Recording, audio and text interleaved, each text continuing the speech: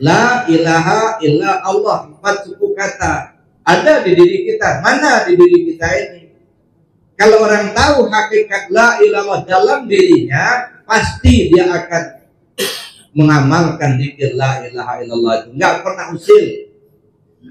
Tapi karena nggak paham, kadang-kadang mendengar orang zikir la ilaha illallah, ngapain keras-keras itu, nggak boleh nggak.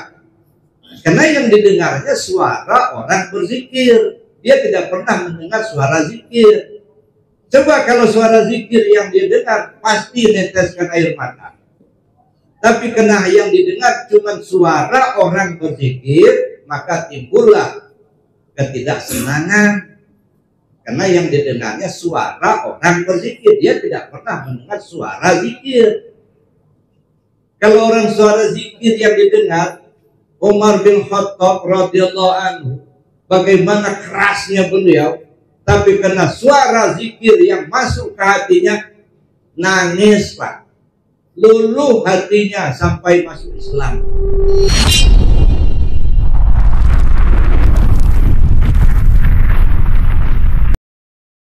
Tarekat Qadiriyah Naqsyabandiyah itu selalu diawali dengan ilahi anta maksudi wa ridhoka matlubi a'tini mahabbataka wa ma'rifataka.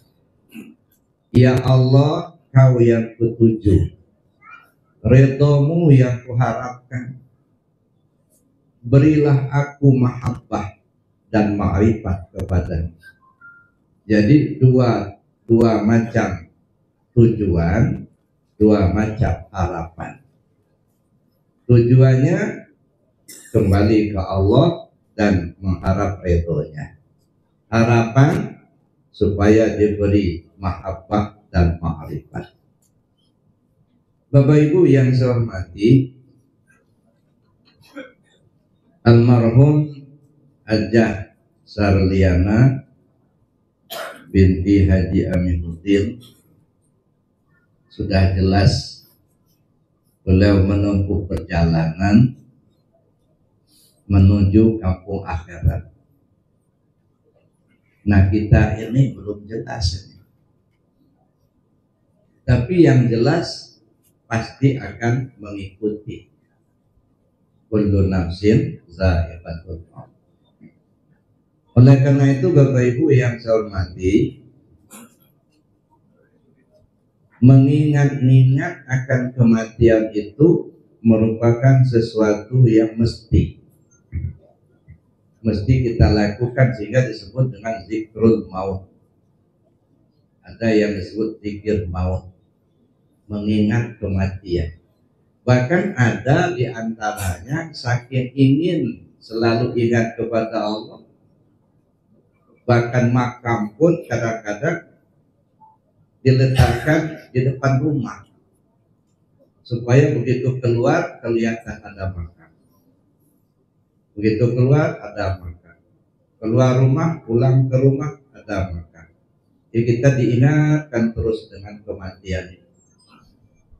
Sebab apa? Sebab dengan kita lupa mati, itu akan mengakibatkan kita tidak terkontrol dalam mengarungi lautan dunia. Ketika tidak terkontrol, akhirnya akan terjadilah hal-hal yang tidak diinginkan.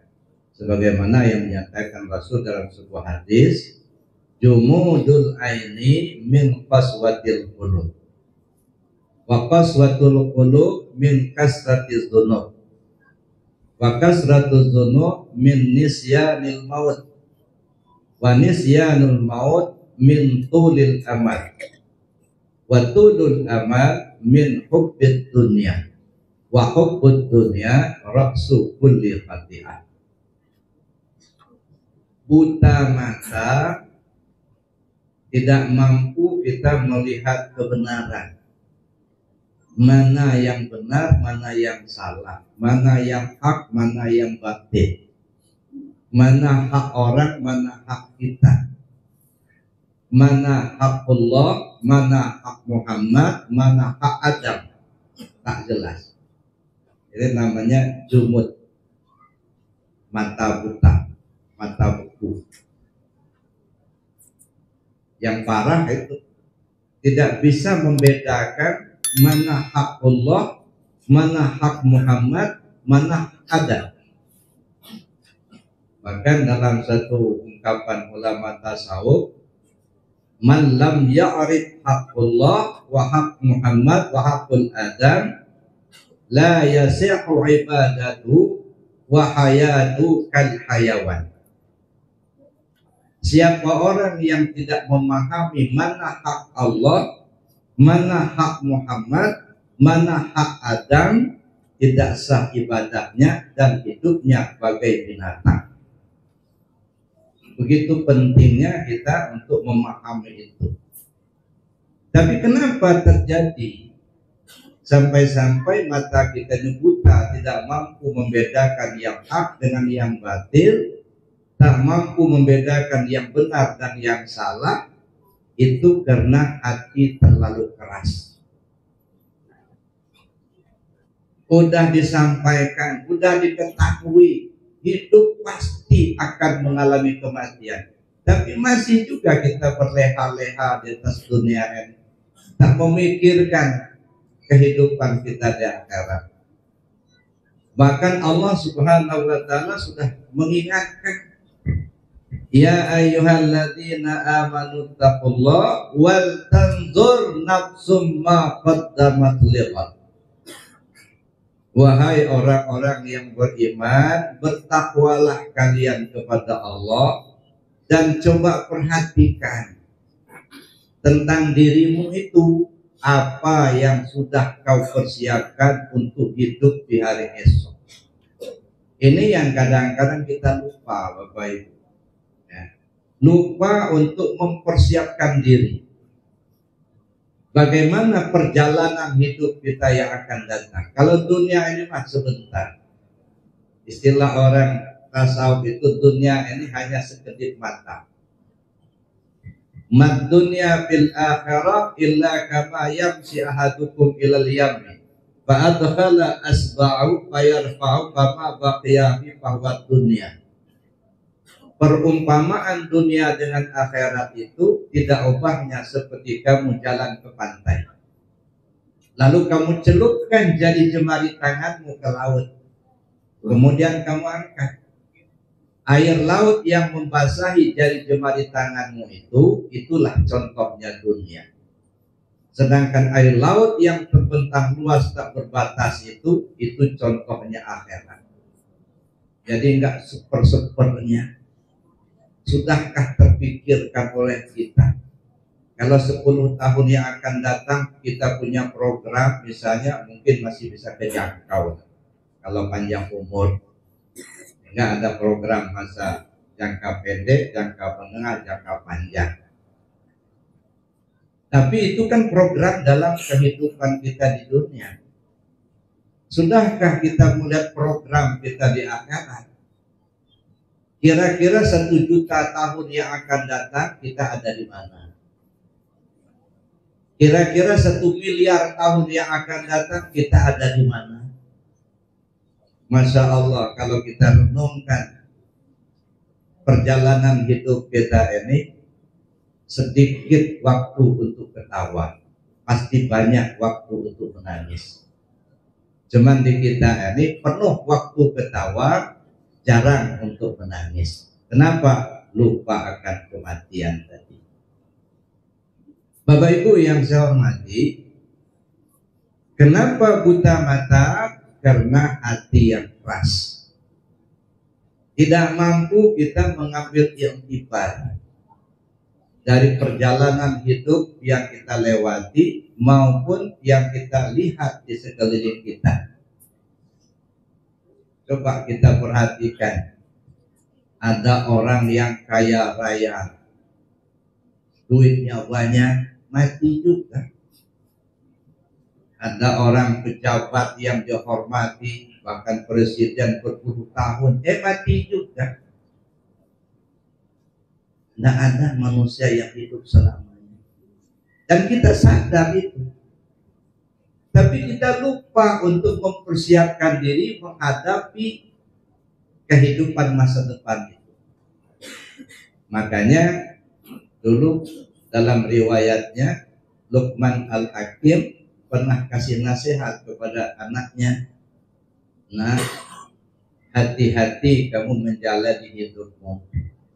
Kenapa ayah?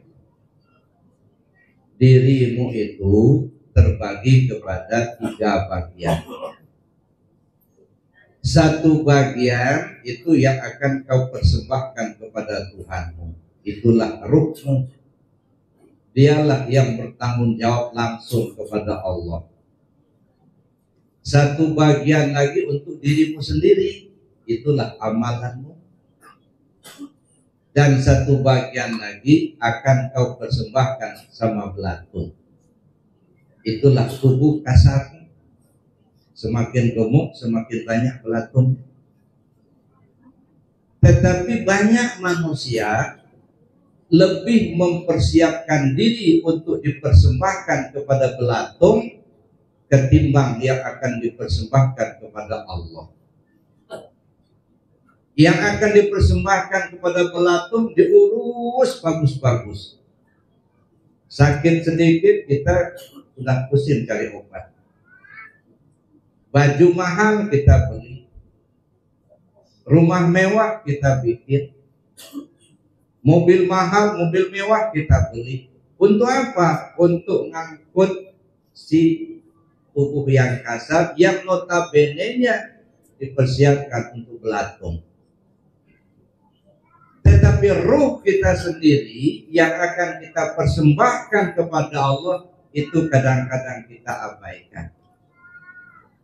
Maka sering saya sampaikan, sholat itu bukan kewajiban, zikir itu bukan kewajiban, tetapi kebutuhan. Semua orang butuh, seperti makan. Makan itu bukan kewajiban, tetapi kebutuhan. Bedanya kalau makan kebutuhan tubuh, kalau zikir itu kebutuhan ruh. Tapi seringkali kita abaikan ini. Jarang kita lakukan ibadah, diajak zikir gak mau, kenal Allah pun tidak. Maka Allah peringatkan betul.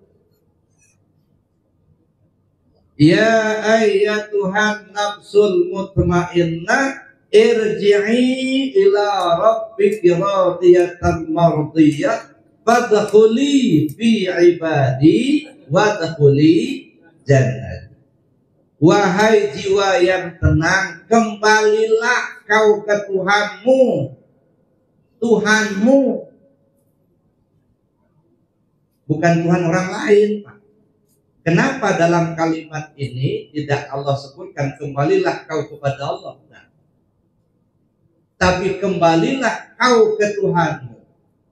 Sudahkah kau tahu sama Tuhanmu itu?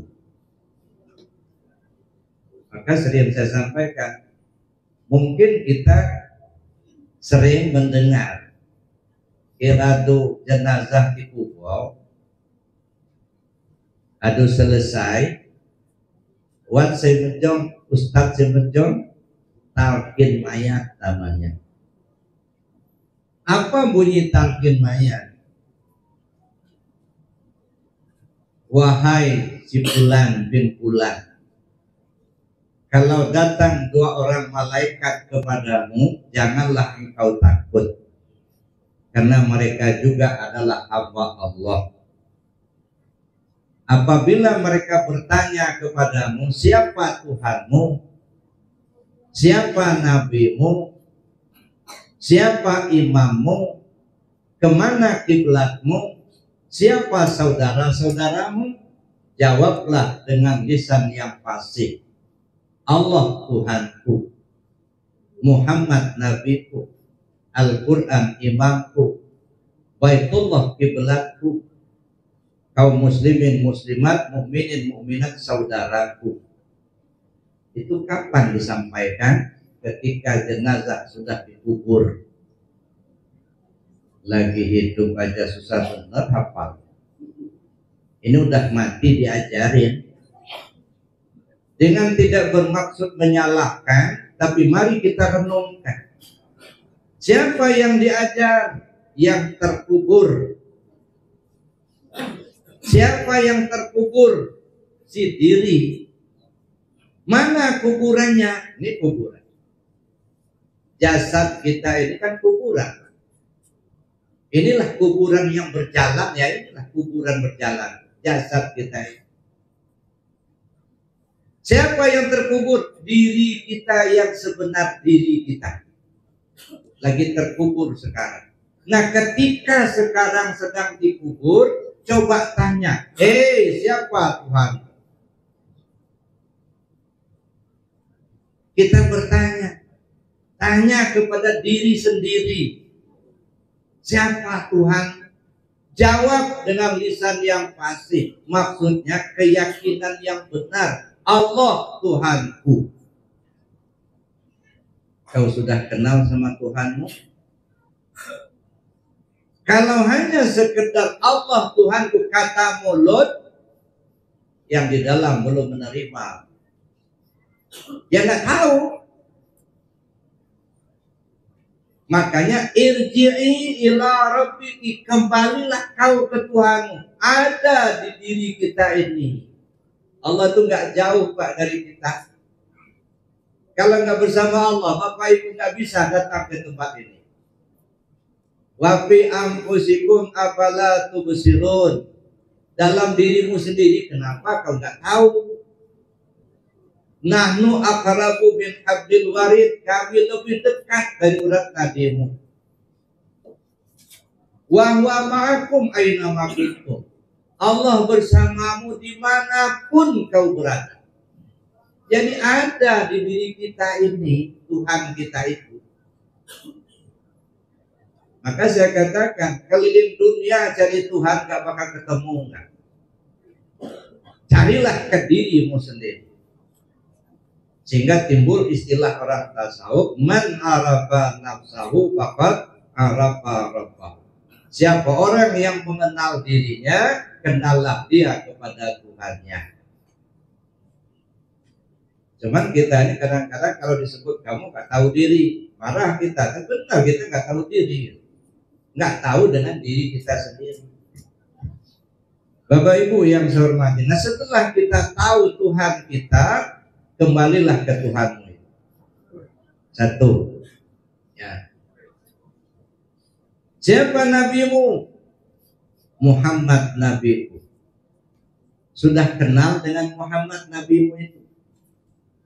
Apa hanya dengar cerita, dengar kisah, riwayat? Apa betul sudah ketemu kau dengan Muhammad nabimu itu? Ada di diri kita juga Nur Muhammad. Sudah pahamkah kau dengan nabimu itu? Ikuti syariatnya. Jadi kita melaksanakan syariat Muhammad yang kita ikuti. Maka walaupun kita sudah ma'rifat tingkat tinggi, tetap saja syariat mesti, Pak. Ada orang kalau bentang-bentang sudah belajar tasawuf, sudah ngaku dirinya sudah ma'rifat, sudah syariatnya tinggal. Ada dulu yang pernah datang ke rumah. Buya katanya, saya mau tanya. Tanya apa? Kalau kita sudah nyampai, apa masih perlu bersyariat? Sampai kemana? Ya sampai kepada Allah. Maksud Bapak sampai kepada Allah itu apa?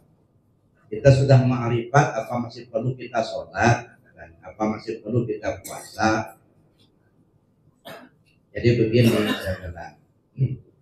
Sebenarnya nggak perlu ma'rifat. Kalau meninggalkan syariat itu boleh saja, tapi total. Jangan hanya sholat yang dianggap syariat, jangan hanya puasa yang dianggap syariat. Yang namanya syariat itu pekerjaan tubuh, itu syariat. Makan itu syariat, pakai baju syariat, pakai celana syariat. Kalau meninggalkan syariat boleh, tinggalkan seluruhnya total. Gak ke baju, gak ke celana, gak makan, nongkrong, gak sholat, ya gak apa-apa. Ada kok di jalanan. Berkeliaran, tak bercelana, tak berbaju, itu namanya meninggalkan syariat. Ini enggak merasa sudah ma'rifat, sholat sudah enggak lagi, puasa enggak lagi, tapi makan 3 piring. Apa ini bukan tasawuf, tasawuf namanya. Ini nggak boleh diikuti yang begitu itu, Pak. Itu pahaman keliru. Semakin ma'rifat kita kepada Allah, semakin banyak syariat yang Dia kerjakan. Coba perhatikan junjungan kita Nabi besar Muhammad sallallahu alaihi wasallam. Manusia mana yang lebih ma'rifat dari beliau? Tak ada. Beliaulah yang paling ma'rifat kepada Allah. Tapi bagaimana dengan syariatnya? Masya Allah, gak akan ketiru sama kita. Sampai pecah-pecah kakinya, kena sering kena air wudhu, tiap malam tahajud. Begitu juga dengan perhatiannya kepada kaum muslimin, saudara-saudara. Pernah satu ketika begitu selesai sholat, begitu salam ke kanan ke kiri, tanpa beramal dulu, langsung beliau bangun dari tikar sejadahnya, langsung masuk ke mihrab. Sahabat-sahabat pada kaget semua. Ada apa ini? Gak biasa-biasanya. Gak lama setelah itu beliau datang lagi duduk di tikar sejadah beliau. Ada sahabat yang tanya, ada apa ya Rasul? Kok tadi langsung bangun? Nah, tadi begitu selesai sholat, begitu selesai salam, baru ingat ada uang 2 dirham di bawah tempat tidur, belum saya sedekahkan. Uang 2 dirham yang masih di bawah tempat tidur belum disedekahkan. Sekarang sudah saya berikan, dimanfaatkan yang lain, sekarang sudah tak ada apa-apa. Nggak nyenyak tidur gara-gara ada hak orang lain yang belum kita kasih. Ini jangankan mikirkan uang dirham, Pak. Kita ini mikirkan 7 keturunan. Hingga kadang-kadang tak melihat halal dan haram, yang penting dapat bisa memenuhi 7 keturunan. Ini beliau tidak mau seperti itu. Begitu juga dalam segi ibadah, nggak akan ketiru. Wudhu yang beliau pakai waktu sholat isya masih dipakai waktu sholat subuh. Masya Allah. Bapak Ibu pernah nggak yang begitu? Belum kan? Ya sama. Jadi artinya beliaulah yang paling ma'rifat kepada Allah, tapi syariat beliau begitu ketat. Ini enggak baru belajar tasawuf seminggu 2 minggu udah gak sholat lagi. Nah, ini yang merusak agama kita sendiri. Jadi Bapak Ibu yang saya hormati, nah mengapa hati menjadi keras tadi? Ya, kalau buta mata kan hati keras. Wa qaswatul qulub min kasratiz dzunub. Hati itu keras karena dosa terlalu banyak, numpuk dosa. Tiap menit bikin dosa. Tapi selalu minta supaya masuk surga. Nabi Adam aja cuma sekali bikin dosa, langsung diusir dari surga. Cuma sekali bikin dosa. 100 tahun minta ampun sama Allah baru diterima taubat. Itu pun gara-gara apa? Gara-gara beliau melihat ada tulisan di pintu surga, ada asyhadu an la ilaha illallah wa asyhadu anna muhammadar rasulullah. Lalu beliau minta kepada Allah, ya Allah, minta ampun berkat nama yang bersanding dengan namamu Muhammad sallallahu alaihi wasallam. Padahal beliau belum hadir, belum lahir ke dunia waktu itu. Karena wasilah berkat Muhammad, nama yang bersanding dengan namamu Muhammad, baru diampuni Allah dosanya. Sekali bikin dosa. Sekarang kita tiap menit bikin dosa, kepingin masuk surga, jarang-jarang pula minta ampun. Bapak Ibu yang saya hormati, kenapa hati keras? Karena kasratus dzunub, dosa terlalu banyak. Nah, disinilah kesempatan kita selama kita masih hidup ini memohon ampun kepada Allah, atas segala dosa yang pernah kita perbuat. Jangan pernah kita merasa tidak punya dosa.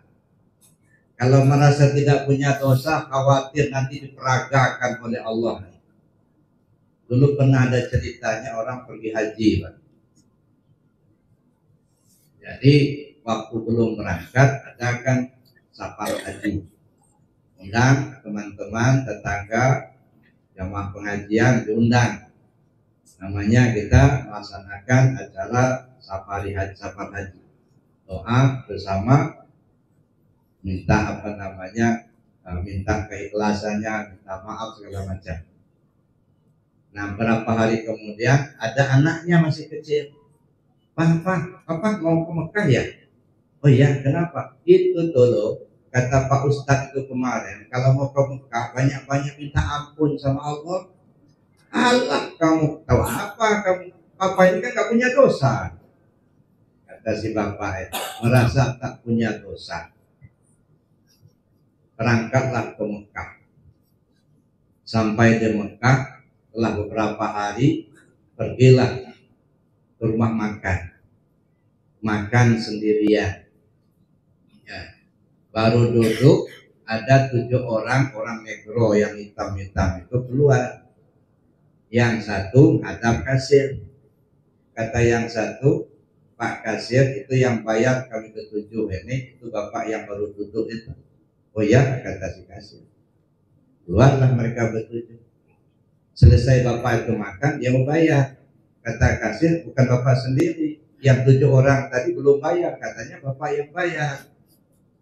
Nah, saya juga gak kenal katanya, kenapa kok saya yang bayar? Tapi mereka pesan bapak yang bayar. Udah ribut lah, nggak ada nyaran kan, udah bayar aja Pak daripada ribut. Sampai ke hotel Pak itu yang dia ceritanya, masa gua yang bayar, gua pernah juga enggak katanya. Sampai besoknya masih cerita itulah. Nah begitu sedang minum kopi pagi-pagi itu, ya balik dari haram, saya nyarankan, Pak coba ingat-ingat dulu, jangan-jangan bapak punya dosa. Apa, saya nggak punya dosa enggak? Ingat dulu Pak, katanya. Dia sebentar. Nggak tahu kalau begini ya, dulu waktu masih ingat saya katanya. Waktu masih SMP dulu pernah makan tahu 8, yang dibayar 1. Nah berarti 7 tahu itulah, itu yang dibayar di Mekah. Itu diperagakan, ini dosa kamu. Jadi jangan pernah kita merasa tidak punya dosa. Lebih baik ngaku banyak dosa daripada mengaku tak punya dosa. Kalau kita ngaku punya dosa, ampunan Allah itu jauh lebih besar daripada dosa apa. Walaupun dosa kita sebanyak buih di laut, sebanyak pasir di pantai, kalau kita mohon ampun pada Allah, insya Allah diampunkan oleh Allah Subhanahu Wa Taala. Nah oleh karena itu banyak-banyak kita mohon ampun pada Allah. Dan terserah kita mengenal ada namanya baca istighfar, ada namanya sholat sunat taubat, ada mandi taubat, dan lain sebagainya lah. Ya, terserah ya, apa yang bisa kita kerjakan. Yang intinya kita mengakui kita banyak dosa, memohon ampun kepada Allah. Tetapi kerasnya hati itu bagaimana cara melunakkannya? Cara melunakkannya, wadrib bi'asakal hajar fampajarat min husnata asyarata ainan. Pukulkan tongkatmu ke batu yang keras itu, dia akan memancar 12 mata air. Ini kan ayat yang ditujukan kepada Nabi Allah Musa alaihissalam. Pukulkan tongkatmu ke batu yang keras itu. Wadrib bi'asakal hajar fampajarat min husnata asyarata ainan. Pukulkan tongkatmu ke batu yang keras itu, dia akan memancarkan 12 mata air. Nah sekarang kita cari mana batu yang keras, mana tongkat. Batu yang keras bukan batu kali Pak. Batu yang keras dimaksudkan nih hati gitu. Ini batu keras. Udah berulang-ulang hayya 'alas shalah, kata si muadzin, enggak bergerak juga mau sholat.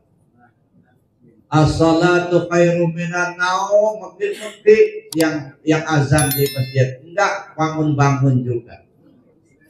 Keras malah dari selimut kata Qadir. Itu keras hati. Nah, ketika hati itu keras, wadrib bi asaqal hajar. Pukulkan tongkat ke batu yang keras itu. Mana tongkat? La ilaha illallah. Sering-sering pukulin batu yang keras itu dengan tongkat itu. Pasti akan pecah juga. Dia akan memancarkan 12 mata air. Ada yang memancar ke mata. Kalau dia sudah memancar ke mata, biasanya cengeng Pak. Sebentar-sebentar nangis. Mendengar membaca Al-Quran nangis. Dengar membaca salawat nangis. Ngelihat ada orang tawaf di Ka'bah nangis. Dari cengeng. Itu menunjukkan satu mata air telah memancar sampai ke mata. Bersyukurlah kepada Allah sudah mulai lunak batu yang keras tadi. Wadrib bi'asaqal hajar fampajarat min husnata asyrata aina. Pukul batu yang keras itu dengan tongkat itu. Apa? La ilaha illallah. Makanya kata Nabi SAW, jaddidu imanakum, perbaharui iman kalian. Lalu sahabat tanya, kaifa nujaddidu imanana ya Rasulullah? Bagaimana caranya kami perbarui iman kami ya Rasul? Apa jawab Rasul? Faksiru bidzikri la ilaha illallah. Kalian banyak-banyak sebut la ilaha illallah. Jadi kalau kita berzikir dengan kalimat la ilaha illallah dalam bilangan yang banyak, itu merupakan pelaksanaan dari ajaran junjungan kita Nabi besar Muhammad Sallallahu Alaihi Wasallam. Nah, ini salah satu ajaran beliau. Nah, banyak. Cuman ketika kita berzikir dengan kalimat la ilaha illallah itu perlu kita pelajari lebih jauh. Tadi kan kita dengar kan ada yang pengantar yang diucapkan oleh Imam kita tadi. Afdhalul dzikir fa'lam annahu la ilaha illallah. Apa artinya? Zikir yang paling afdal itu, fa'lam, ketahuilah bahwa zikir yang paling afdal itu adalah la ilaha illallah. Itu kalimat. Nah, kita kan kepingin afdalnya itu. Kapan kita mendapatkan afdalnya? Kalau kalimat terafdal, la ilaha illallah. Jadi kalimat yang pernah keluar dari mulut manusia di dunia ini yang paling agung itu adalah la ilaha illallah. Cuman kitanya mendapat afdalnya kapan? Setelah fa'lam. Apa itu fa'lam? Ketahuilah. Kalau ketahuilah berarti berilmulah. Jadi berilmu dulu kita tentang la ilaha illallah itu baru kita mendapatkan afdalnya. Jadi nggak serta merta mengucap la ilaha langsung dapat afdalnya. Berilmulah kamu tentang la ilaha illallah itu baru mendapatkan afdalnya. Nah, sekarang berilmu tentang la ilaha itu bagaimana? Karena dalam Islam ini kita mengenal 4 bidang ilmu, ada syariat, ada tarekat, ada hakikat, ada ma'rifat. Maka berilmulah kamu tentang la ilaha illallah dalam ilmu syariat. Nah, bagaimana berilmu dalam ilmu syariat? Ilmu tajwid, makharijal hurufnya, panjang pendeknya. Nah, bagaimana ketika kita berzikir la ilaha illallah? Maka kata pengusaha Bahanur dari Suryalaya, gitu ya, ketika berzikir itu jangan ditambah, jangan dikurang. Kita ini sering nambah-nambah, sering kurang-kurang. La ilaha illallah itu sudah nambah satu. Nah, kadang-kadang kurang juga. La kurang huruf. Ada lagi ngerubah. La ilaha illallah, la ilaha illallah. Ngerubah lagi. La itu lam alifnya panjang. La ilaha illallah. Jadi jangan la. Banyak yang kita dengar kalau riuh la ilaha illallah. Lamnya panjang Pak, bukan la. Itu namanya berilmu dalam ilmu syariat. Lalu bagaimana dengan berilmu dalam ilmu tarekat? Punya sanad. Bapak ngamalkan diri ini sanadnya dari mana? Ngambil dari mana? Sampai ke Rasul apa tidak? Jadi bukan hanya ngamalkan diri lewat dalam dengar-dengar atau baca-baca buku, harus bersanad. Nah, lalu kemudian kita jelas makom zikirnya di mana. Nah, itu namanya kita berilmu dalam ilmu tarekat. Lalu berilmu pula kita dalam ilmu hakikat. Hakikat la ilaha itu yang mana? La ilaha illa Allah. 4 suku kata ada di diri kita. Mana di diri kita ini? Kalau orang tahu hakikat la ilaha dalam dirinya, pasti dia akan mengamalkan zikir la ilaha illallah itu. Nggak pernah usil. Tapi karena nggak paham, kadang-kadang mendengar orang zikir la ilaha illallah, ngapain keras-keras itu, buat nggak tuli nggak. Karena yang didengarnya suara orang berzikir, dia tidak pernah mendengar suara zikir. Coba kalau suara zikir yang dia dengar, pasti neteskan air mata. Tapi karena yang didengar cuma suara orang berzikir, maka timbullah ketidaksenangan. Karena yang didengarnya suara orang berzikir, dia tidak pernah mendengar suara zikir. Kalau orang suara zikir yang didengar, Umar bin Khattab radhiyallahu anhu, bagaimana kerasnya beliau, tapi karena suara zikir yang masuk ke hatinya, nangis Pak, luluh hatinya sampai masuk Islam. Itu kenapa? Karena suara zikirnya masuk ke hatinya, didengarnya. Yang dengar bukan hanya telinga zahir, telinga batinnya mendengar. Maka saya bilang, kalau orang tahulah hakikat la ilaha illallah itu dengan dirinya, dan dia mendengar suara zikirnya, pasti akan luluh hatinya, pasti dia akan mencari dan mengamalkan itu. Tapi karena nggak mendengarkan suara zikir, artinya dia belum mau melaksanakannya. Bapak Ibu yang saya hormati, lalu berilmu pula kita tentang la ilaha dalam ilmu ma'rifat. Nah, bagaimana kita dengan mengenal Allah melalui kalimat la ilaha illallah. Baru ketika kita sudah paham itu, sekali ucap la ilaha illallah, man qala la ilaha illallah khalisan mukhlisan dakhalal jannah, langsung masuk surga. Sekali aja. Man qala la ilaha khalisan mukhlisan dakhalal jannah. Siapa orang yang mengucap la ilaha dengan ikhlas yang sempurna, langsung masuk surga. Itu karena sudah berilmu dalam 4 tingkatan tadi.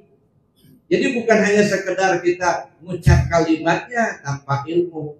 Nah, di sini pentingnya kita mempelajari supaya kita mendapatkan afdalnya. Bapak Ibu yang saya hormati, kenapa dosa banyak? Wa kasratuz dzunub min nisyanil maut.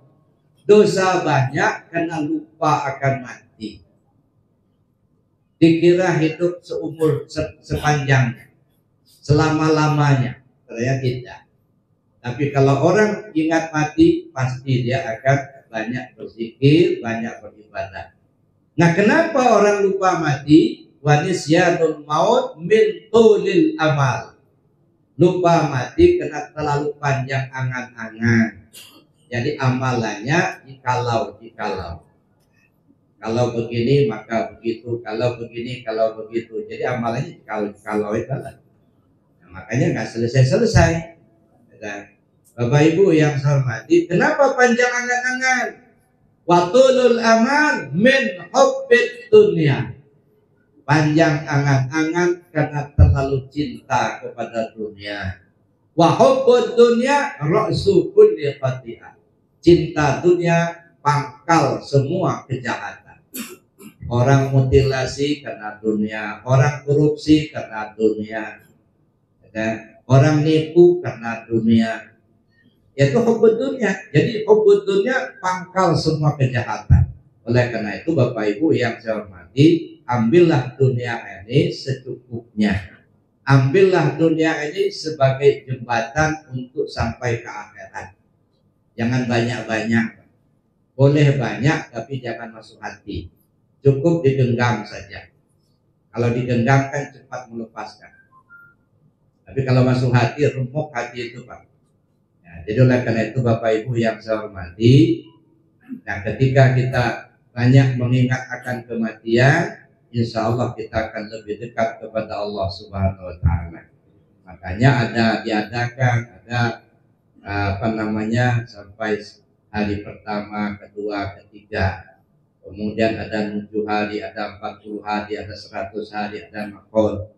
Di samping kita mendoakan yang sudah berpulang ke rahmatullah, juga untuk mengingatkan kita bahwa kematian itu pasti akan datang. Jadi bukan hanya sekedar kita mendoakan, tetapi juga iktibar buat kita yang masih hidup. Mudah-mudahan almarhumah Ibu Hajah Sarya Liana binti Haji Aminuddin diampunkan Allah segala dosanya dan dilapangkan di alam kuburnya. Saya pesan kepada anak-anak semua, adik-adik semua, jangan bosan-bosan untuk mendoakan almarhumah. Beliau sangat mengharapkan uluran tangan kita yang masih hidup, baik dengan doa, dengan lisan maupun dengan sedekah yang kita berikan, insya Allah sampai kepada mereka yang telah berpulang ke rahmatullah. Oleh karena itu anak-anak semua yang ditinggal oleh beliau, selipkan doa ketika selesai sholat. Allahumma firli wa liwalidayya warhamhuma kama rabbayani shaghira. Ya Allah, ampunkan segala dosaku, ampunkan dosa ayah dan ibu, sayangi mereka berdua seperti mereka menyayangi aku semasa masih kecil dahulu. Kita masih ingat betapa kita digendong, ditimbang, diasuh oleh ibu kita. Kita masih ingat betapa ayah kita menggendong kita, memeluk kita. Ayah bersusah payah mencari nafkah, berangkat pagi pulang petang, kadang-kadang larut malam, tak kenal hujan dan panas, untuk memenuhi kebutuhan kita selaku anak. Nah sekarang yang sudah berpulang ke rahmatullah, hanya doa yang bisa kita panjatkan. Mudah-mudahan mereka semua yang sudah berpulang ke rahmatullah diampunkan Allah segala dosanya dan dilapangkan di alam kuburnya. Ala hadnya bisyafaati Rasulullah SAW wa bi karamati Sultan Aulia Syaikhul Qadir Jailani Qaddasallahu sirrahu aziz wa bi karamati Sayyidina Karam Sallallahu Mubarak bin Muhammad wa bi karamati Sayyidina Karam Sallallahu Sahibul Abad Tajul Arifin. Allahumma ghfir li ummina Hajjah Sarya Liana binti Haji Aminuddin. Allahumma ghfir laha warhamha wa'afiha wa'afwanha wa karim nuzulaha wa wasil madkhalaha wa wasilha bil ma'i wasaldi wa naqiha minal khataya kama yunaqqas thawbul abyadu minad danas wa adkhilha al jannah wa idha min adzabil qabri wa min adzabin nar bi barakati al-Fatihah. A'udzu billahi minasyaitonir rajim. Bismillahirrahmanirrahim. Alhamdulillahirabbil alamin arrahmanir rahim maliki yaumiddin. Iyyaka na'budu wa iyyaka nasta'in ihdinas mustaqim siratal ladzina an'amta 'alaihim ghairil maghdubi 'alaihim waladdallin.